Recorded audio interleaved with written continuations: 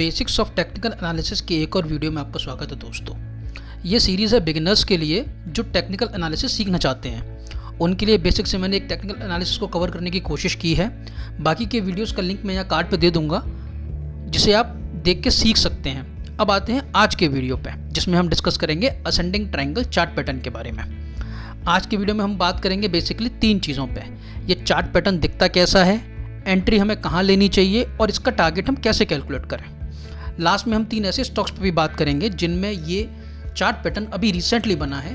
तो लास्ट तक इस वीडियो में बने रहिए जानने के लिए उन 3 स्टॉक्स के बारे में। सबसे पहली बात, ये एक बुलिश चार्ट पैटर्न है। ये कैसे बनता है पहले हम वो देखते हैं। सपोज आपका स्टॉक बुल रन में है, ये इस तरह से मूव कर रहा है एंड ये कंटिन्यूएशन पैटर्न है। तो क्या होगा, सडनली आपका प्राइस एक जगह से रिजेक्शन लेगा, नेक्स्ट टाइम जाएगा फिर से वहीं से रिजेक्शन लेगा, बट इस टाइम वो जो लो बनाएगा वो रीसेंट लो से, आपके इस लो से ऊपर होगा, विच मीन्स हायर लो होगा। बट ये हायर हाई ड्रॉ नहीं करेगा। फिर सेकेंड टाइम जाएगा, फिर ये नीचे आएगा, इस बार भी वो रिसेंट लो को रेस्पेक्ट करेगा एंड वहीं से उससे पहले ही बल्कि वापस जाने की कोशिश करेगा। अब हम समझने की कोशिश करते हैं इस चार्ट पे ड्रॉ कैसे हुआ ये। ओके, आपका स्टॉक एक बुलिश रन में है, एक अप मूव देन एक करेक्शन, एक अप मूव देन एक करेक्शन, एक अप मूव देन एक करेक्शन। उसके बाद इस पर्टिकुलर स्टेज पे जाके इसने प्राइस को ऊपर जाने से मना कर दिया। द रीजन इज यहाँ पे सेलर्स अवेलेबल है, यहाँ पे सेलर्स मौजूद हैं। तो जब भी प्राइस ऊपर इस पर्टिकुलर प्राइस रेंज पे आता है वो वहाँ से निकलने की कोशिश करते हैं, ठीक है। बट अगर हम देखें तो बाइंग मोमेंटम भी है। बाइंग मोमेंटम भी कैसे है कि प्राइस अपने प्रीवियस लो को ब्रेक नहीं कर रहा है, जिससे ये पता लगता है कि बायर्स हैं। अब एक टाइम जब ऐसा आएगा जहाँ पे सेलर्स प्राइस को नीचे नहीं ले जा पाएंगे, उस टाइम पे हम इसमें एक ब्रेकआउट देखेंगे और जब वो ब्रेकआउट होगा हमें एंट्री तब लेनी चाहिए। अब पहले समझते हैं कुछ ऐसे एग्जाम्पल्स जिन पे ये चार्ट पे ड्रॉ हुआ है। सबसे पहले हम बात करते हैं हिस्टोरिकल एग्जाम्पल्स की। उनमें एक स्टॉक है TCS। चलते हैं TCS के चार्ट पे समझने की कोशिश करते हैं कब ड्रॉ हुआ और किस तरह से हम इसमें ट्रेड कर सकते थे। ओके, सबसे पहले मैं सारे इंडिकेटर्स को रिमूव कर देता हूं। अगर आप देखेंगे ये पर्टिकुलर रेंज, यहाँ पे आपको एक ascending triangle kind of pattern देखने को मिलेगा। प्राइस आपका एक अप मूव में है, प्राइस नीचे आया, फिर से ऊपर जाने की कोशिश की, फिर नीचे आया, लेकिन इसने इस लो को रेस्पेक्ट किया और इसको ब्रेक नहीं किया, ठीक है। एंड फिर से यहीं से एक अप मूव आया, फिर से प्राइस नीचे आया एंड फिर से इसने एक अप मूव दिया, बट इसने जब लो बनाया तो इस लो को क्रॉस नहीं किया। अब हम समझते हैं हमें एंट्री कब लेनी है और ये क्यों इतना ज़रूरी है चार्ट पे समझना। जब ये पर्टिकुलर रेंज ब्रेक हो जाएगी हम एंट्री तब लेंगे। जब फिर से सुनिए, आप ध्यान से सुनिए, जब ये पर्टिकुलर रेंज, जब ये रेंज जो मैंने ड्रॉ की है ये वाली रेंज, जब ये रेंज क्रॉस हो जाएगी हम तब एंट्री लेंगे। एंड जब वो एंट्री लेंगे उसका टारगेट कैसे कैलकुलेट करेंगे, जितनी इस पर्टिकुलर लो की रेंज है उतना ही हमारा टारगेट ऊपर के लिए होगा इस रेंज के ब्रेकआउट से। फॉर एग्जाम्पल अगर मैं यहाँ देखूँ तो यहाँ पर 14% है, 496 रुपीज़, तो ऊपर भी ये 496 रुपीज़ तक जाएगा और मैक्सिमम टाइम ऐसा होगा कि ये वन वे में जाएगा। जैसा कि आप इस चार्ट पर देख रहे हैं, वन वे में ऊपर गया, आपका टारगेट आया, आप यहाँ पर आराम से एग्जिट कर सकते हैं। उसके बाद स्टॉक ने जो भी किया हो हम उसको नहीं देखेंगे, क्योंकि आज हम बात करें सिर्फ असेंडिंग ट्रायंगल के बारे में। अब एक और स्टॉक समझने की कोशिश करते हैं, चलते हैं रिलायंस पे। ओके, अगर आप अब रिलायंस पे देखोगे तो काइंड ऑफ असेंडिंग ट्रायंगल यहाँ पे भी बना है। एक अप मूव, देन अगेन एक डाउन मूव, फिर एक अप मूव। इस बार डाउन मूव जो आया उसने रिसेंट लो को ब्रेक नहीं किया एंड यहीं से वापस हो गया। देन उसके बाद जब थर्ड डाउन मूव आया उसने फिर से इस लो को रिस्पेक्ट किया, इसको ब्रेक नहीं किया, यहीं से ऊपर हो गया। हमने एंट्री कब लेनी है, इस रेंज के ब्रेकआउट पे, मतलब यहाँ हमको एंट्री लेनी है। क्या हमारा टारगेट यहाँ पे अचीव हुआ 19%? यस, हमारा टारगेट इजीली वन वे में अचीव हुआ। उसके बाद हम यहाँ से एग्जिट कर सकते थे। एक और एग्जांपल समझते हैं। स्टॉक एक अप मूव में है, नीचे आया, फिर ऊपर गया, फिर नीचे आया, इस लो को रिस्पेक्ट किया, फिर ऊपर गया, फिर से इस लो को रिस्पेक्ट किया, फिर ऊपर गया, तो जब इसने इस रेंज पर ब्रेकआउट दिया, उसके बाद आपने देखा एक अच्छा अप मूव आपको वन वे में देखने को मिला। आपका जो ये टारगेट था, ये टारगेट अचीव हुआ। चेक करते हैं वो अचीव हुआ या नहीं।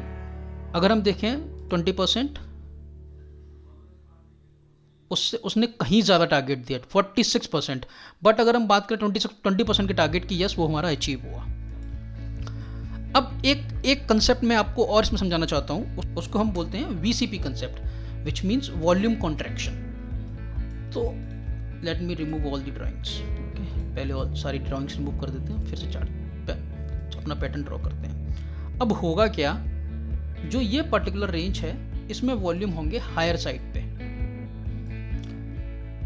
अगर आप देखोगे यहाँ पे एवरेज वॉल्यूम अगर मैं ड्रॉ करूँ, अगर हम यहाँ पे एवरेज वॉल्यूम ड्रॉ करते हैं तो वो ये है, ठीक है। अब जो सेकंड रेंज आपकी होगी उसमें वॉल्यूम इससे भी कम हो जाएंगे। अगर मैं बात करूँ मेरी सेकंड रेंज यहाँ से यहाँ तक है, उसमें हमारे वॉल्यूम कहाँ से कहाँ तक आ रहे हैं, उसमें वॉल्यूम हमारे फिर से कम हो गए।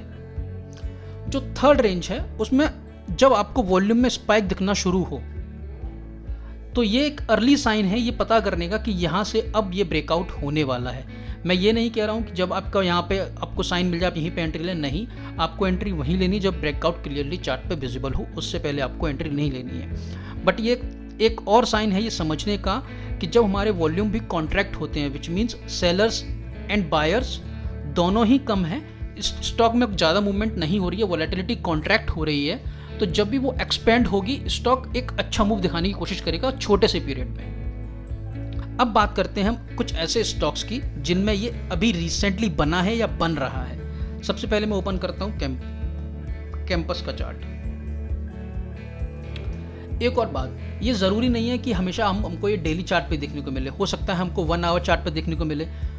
ये चार्ट पैटर्न आपको हर टाइम फ्रेम पे विजिबल हो सकता है। For example 1 hour time frame पे अगर हम कैंपस का चार्ट देखते हैं और समझने की कोशिश करते हैं इसे, ये देखिए प्राइस नीचे आया, यहां पे भी प्राइस ने नीचे आने की कोशिश की, एंड देन अगेन एक छोटा मूव, एंड जस्ट एक ब्रेकआउट अभी यहां पे हुआ है। अब देखते हैं आगे इसमें कैसा मूव बनेगा, उसके बाद हम इसको एनालाइज करने की कोशिश करेंगे। दूसरा स्टॉक है ट्यूब इन्वेस्टमेंट इंडिया। अगर आप इसमें भी 1 आवर चार्ट फ्रेम पे देखोगे, 1 आवर टाइम फ्रेम पे चार्ट को देखोगे, तब भी आपको यहाँ पे काइंड ऑफ असेंडिंग ट्रायंगल ही देखने को मिलेगा। ये एक आपका मूवमेंट हुआ नीचे की तरफ, यहां फिर से एक मूवमेंट हुआ, एंड देन एक थर्ड मूवमेंट। अब हमें ये देखना है कि क्या ये पर्टिकुलर इस रेंज को ब्रेकआउट करके क्लोज कर पाता है। अगर ये क्लोज कर देगा तो हम यहाँ पे एंट्री ले सकते हैं, एंड हमारा टारगेट काफी अच्छा निकल के आएगा इसमें। Let's calculate the target, 12%। And जब ये मूवमेंट ऊपर की तरफ होगा तो ये टारगेट आपको बहुत जल्दी देखने को मिलेगा, विद इन 1 और 2 वीक्स। अब बात करते हैं तीसरे स्टॉक की। तीसरा स्टॉक है क्राफ्ट्समैन ऑटोमेशन। अगर आप देखेंगे तो इस चार्ट पे भी अप्रॉक्सीमेटली वही विजिबल है, बट ये पैटर्न कई जगह पर डिस्टॉर्टेड है। हम इस पे कब एंट्री ले सकते हैं? हमारी एंट्री इस चार्ट पे बनेगी जब ये पर्टिकुलर रेंज ब्रेक हो जाएगी, और जब ये रेंज ब्रेक होगी तब हमें एक अच्छा अप मूव देखने को मिलेगा। अगर उसका हम टारगेट कैलकुलेट करने की कोशिश करें तो वो भी टारगेट अप्रॉक्स 12% के अराउंड है। ये टारगेट शायद पहले ही ड्रॉ किया हुआ है मैंने, तो वो टारगेट बनता है हमारा 3369 का। तो दोस्तों आज के वीडियो में इतना ही, मिलते हैं नेक्स्ट वीडियो में। Thanks for watching.